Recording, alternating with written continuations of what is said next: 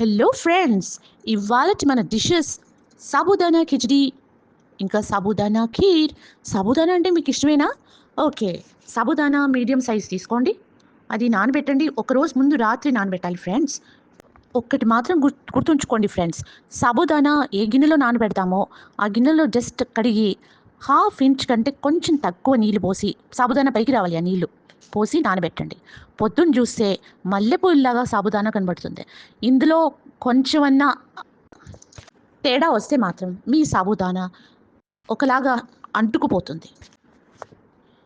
ఒక బౌల్లో కొద్దిగా నూనె పోసి ఆవాలు జీలకర్ర వేసి అందులో వేరుశనక్కాయలు వేసి శనగపప్పు మినప్పప్పు వేసి ఫ్రై చేయండి. దాని తర్వాత కరివేపాకు పచ్చిమిర్చి కోసి సన్నగా కోసి అందులో యాడ్ చేయండి. యాడ్ చేసి ఫ్రై చేసిన తర్వాత అందులో ఉప్పు కలపండి.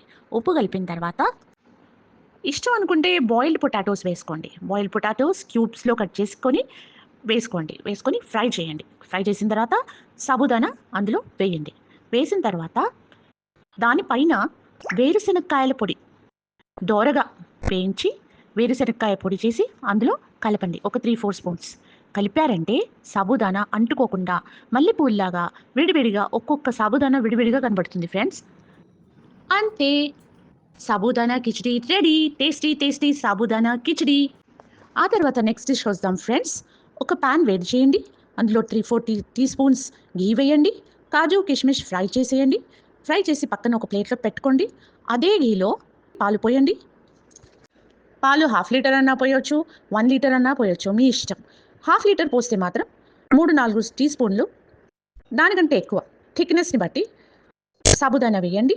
అదే మనం నానబెట్టుకొని ఉంచుకున్నాం కదా, ఆ సాబుదానా వేయండి. దాంట్లో మీ రుచిని బట్టి షుగర్ ఎక్కువ తక్కువ వేసుకోండి. మళ్ళీ ఇలాచీ పొడి వేయండి. ఇలాచీ పొడి వేసి కొంచెం మరగబెట్టండి. మరగబెట్టి దానిపైన కాజు కిష్మిష్ బాదాం పిస్తా చిన్నగా ఫైన్గా కట్ చేసుకొని చాప్ చేసుకొని దానిపైన వేసి సర్వ్ చేయండి. Ready, sabudana khichdi sabudana kheer ready. Tasty tasty sabudana. కొంచెం కేర్ఫుల్గా చేయండి ఫ్రెండ్స్, చాలా టేస్టీగా అవుతుంది.